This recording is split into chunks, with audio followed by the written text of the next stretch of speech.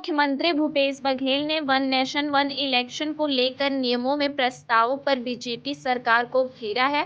उन्होंने कहा कि यह निर्णय जबरदस्ती सरपंचों को डराकर कराया जा रहा है। बीजेपी ने आरोप लगाया कि सरकार जनता का ध्यान भटकाने के लिए यह कदम उठा रही है। उन्होंने यह भी कहा कि नियमित समय में अगर नगर पालिका चुनाव नहीं करा पाए तो राष्ट्रीय चुनावों में क्या करेंगे।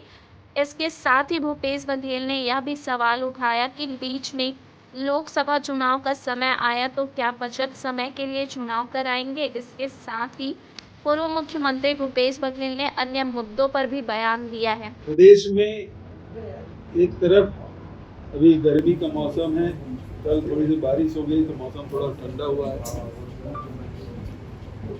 लेकिन इस भीषण गर्मी में जहाँ एक तरफ भूजल स्तर बहुत नीचे जा रहा है, जितने ट्यूबवेल हैं वो साथ नहीं दे पा रहे हैं, बहुत सारे ट्यूबवेल सूख रहे हैं, चाहे गांव में हो चाहे शहर में हो, और ऊपर से सरकार सुशासन त्योहार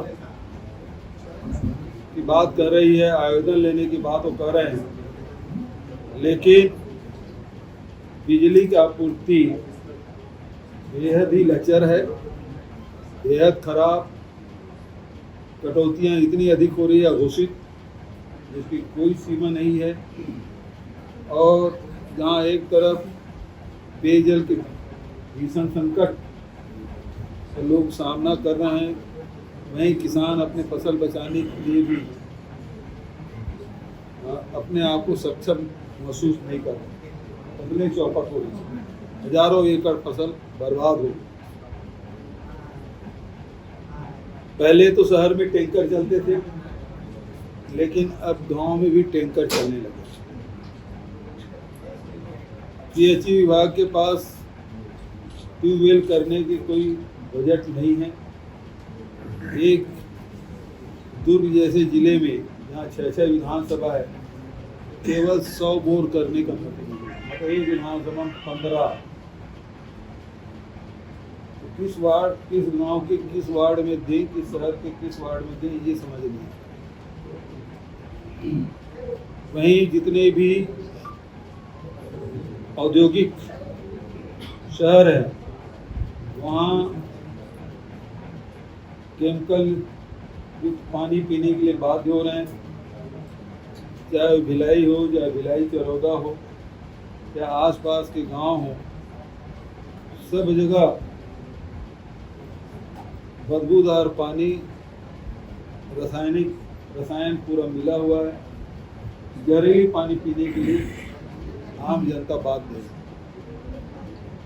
बेहद भयावह स्थिति पेयजल के लिए है। टंकी तो बन गई है, लेकिन कहीं कनेक्शन नहीं हुआ है। पूर्णता के प्रमाण पत्र मिल गए, लेकिन घर में नल लगने के बाद पानी भी नहीं आ रहा है। टंकी भी बन गया, कनेक्शन हो गया तो बिजली नहीं है। ये सारे समस्याओं से आम जनता जूझ रहे हैं। दूसरी तरफ मनरेगा का कोई काम नहीं चल रहा है, जो पुराने काम है वही चल रहे हैं, मनरेगा का कोई काम नहीं है। मजदूर घर में बैठे हुए हैं। तीसरे, ये 18 लाख आवास की बात कर रहे हैं। पिछले सत्र में उमेश पटेल जी ने इस बात को उठाया था कि 1.5 लाख में मकान नहीं बनता, इसे बढ़ाया जाना चाहिए, 2.5 लाख तक करना चाहिए। सभी सामग्रियों के दर में वृद्धि के कारण से 1.5 लाख में मकान कंप्लीट नहीं हो रहा है और मजदूर कर्ज लेने के लिए बाध्य हो गए।